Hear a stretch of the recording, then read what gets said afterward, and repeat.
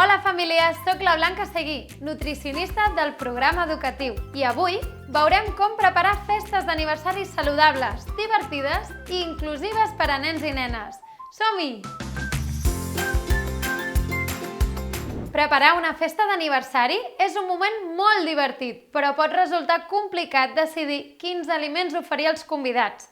Per tenir-ho tot ben lligat i que el nostre esdeveniment sigui un èxit, hem de pensar en tots els convidats que vindran i en les seves necessitats. Per això et recomanem que preguntis als assistents si hi ha algun celíac amb al·lèrgies o alguna necessitat especial relacionada amb l'alimentació. Si és així, informa't bé de quines necessitats particulars té aquesta persona. Per exemple, si és celíac o celíaca, pots trucar als seus pares o tutors perquè et donin indicacions o facilitin productes aptes i així trobar opcions per oferir altres aliments que pugui menjar sense problema. Pa sense gluten, pastís sense gluten... És molt important que en casos de celiaquia, intoleràncies o al·lèrgies seguim un protocol estricte a l'hora de preparar el nostre refrigeri per evitar la contaminació creuada. La contaminació creuada és el procés mitjançant el qual un aliment que no conté l'al·lergogen o ingredient, en manipular-lo de manera inadequada, se li afegeix. Això és molt perillós. Un exemple de contaminació creuada? Doncs que un aliment inicialment sense gluten l'incorpori en entrar en contacte amb aliments o restes d'aliments que contenen gluten. També s'hauria donat contaminació creuada si un aliment sense fruita seca entra en contacte amb aquesta. Vegem amb un exemple com evitar la contaminació creuada. Una convidada nostra és celíaca i per aquesta malaltia autoimmune no pot menjar cap producte amb gluten.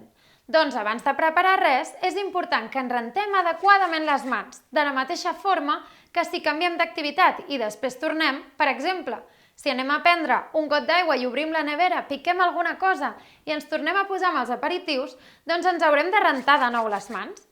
Cal pensar sempre si hi ha hagut la possibilitat que hagis tocat algun producte farinaci o amb restes de gluten. Amb les mans netes preparem un entrepà amb pa sense gluten. Què farem? Doncs sobretot evitar tallar primer el pa amb gluten i usar les mateixes eines i taula per tallar el pa sense gluten, ja que es pot contaminar amb les restes. La recomanació: per a cada aliment nou, utensilis nets. O bé, preparar primer aquells aliments sense al·lergògens i després la resta. Una vegada tinguem fets els diferents aperitius, podem disposar-los en safates diferenciades amb cartells. Per exemple, perquè els convidats triïn els aliments que més els convinguin segons les seves necessitats. És important, sobretot, explicar-ho bé als nens. Una senyalització amb cartolines de colors pot ajudar-los a saber quins aliments poden menjar i quins no. I per evitar que puguin acabar restes d'alguns aliments en safates d'aperitius sense gluten, una opció pot ser cobrir els aliments sense gluten amb campanes o posar-los en una altra taula allunyada. La curiositat dels nens necessitarà que estiguem superalerta.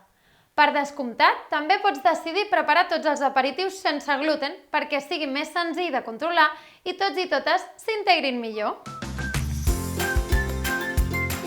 Ara que ja disposem de la llista de convidats confirmada, podem calcular quina quantitat d'aperitius prepararem i triar diferents receptes. Què us sembla si veiem algunes idees de plats salats? Coca de verdures, que és una opció genial.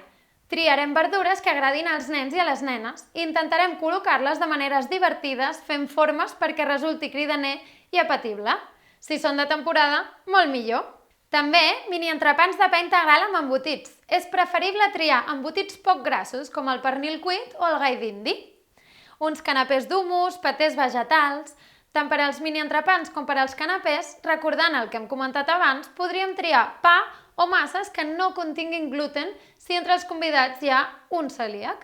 Alguns substituts del pa poden ser coquetes de blat de moro o d'arròs o tortilles mexicanes sense gluten. També un pastís de tonyina, un clàssic que agrada a nens i adults. I una truita de patates, que no pot faltar. També tenim l'opció de fer-la vegana amb farina de cigró i està deliciosa. Uns bastonets de pastanaga o de cogombre amb tzatziki de iogurt.